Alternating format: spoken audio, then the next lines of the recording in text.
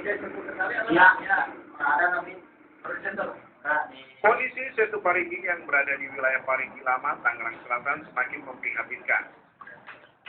Setu yang berfungsi sebagai kawasan resapan air ini dipenuhi oleh tumpukan sampah dan tumbuhan gulma air serta luasnya yang makin berkurang. Kenyataan ini mendorong sejumlah warga yang tergabung dalam komunitas Palang Pintu atau Putra Betawi melakukan aksi bersih-bersih. Uniknya dalam aksi bersih ini, anggota komunitas mengenakan pakaian tradisional Betawi atau baju pang. Setu yang bukan dari keberadaan pemukiman warga.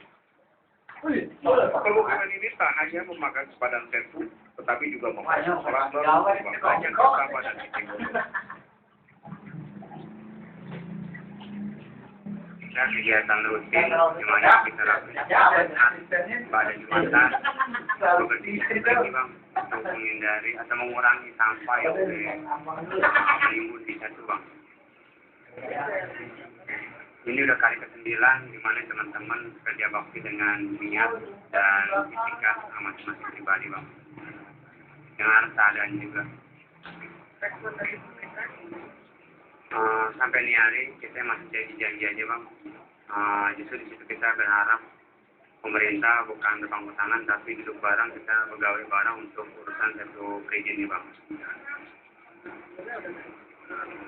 Pertemuan dari teman-teman perwakilan Polisi Peduli Setu saya udah sering kali, tapi sampai ini hari kita cuma dapat janji-janji bang, macam perahu, macam alat kebersihan, sampai ini hari kita turun.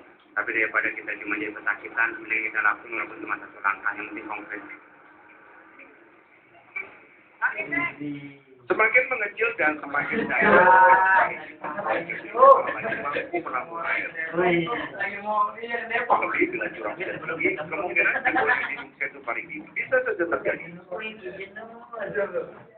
Warga berharap pemerintah Tangerang Selatan bisa cepat tanggap dengan kondisi Setu Parigi dan segera melakukan normalisasi.